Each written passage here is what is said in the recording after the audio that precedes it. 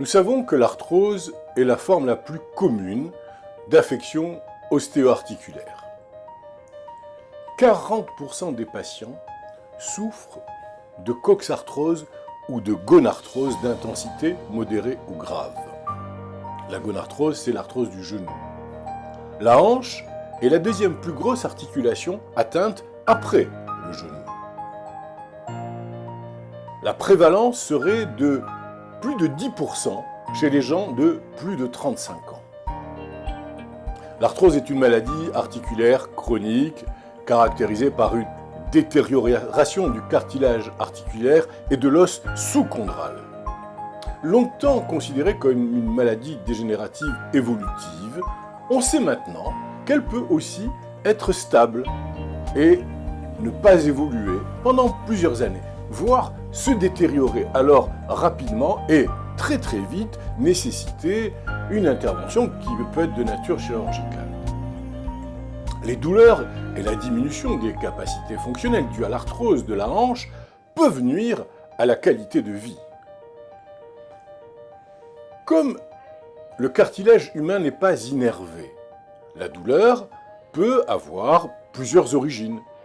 Par exemple, l'augmentation de la pression veineuse dans l'os sous-chondral, des microfractures, ou bien une surélévation du périos par des ostéophytes et une distension capsulaire par des épanchements de type synovite.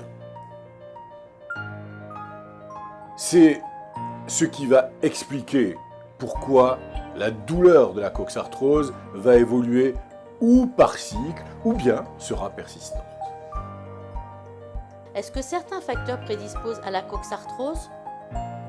Certains facteurs de risque prédisposent à l'apparition de l'arthrose de la hanche.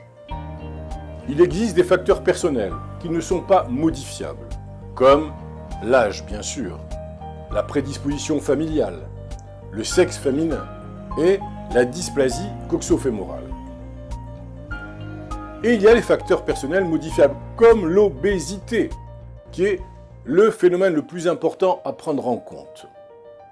D'autres facteurs plus en lien avec l'hygiène articulaire, comme des antécédents traumatiques, accidents divers, ou bien des micro-traumatismes qui sont apparus lors d'activités sportives ou professionnelles, seront également à considérer. Enfin, bien sûr, toutes les maladies articulaires inflammatoires ou infectieuses qui auront touché la hanche peuvent engendrer une arthrose secondaire. Certains facteurs prédisposent à la coxarthrose: l'âge, le sexe féminin, la génétique et la dysplasie coxofémorale. L'obésité demeure le facteur personnel le plus important à prendre en compte, suivi des traumatismes en lien avec le travail et les sports.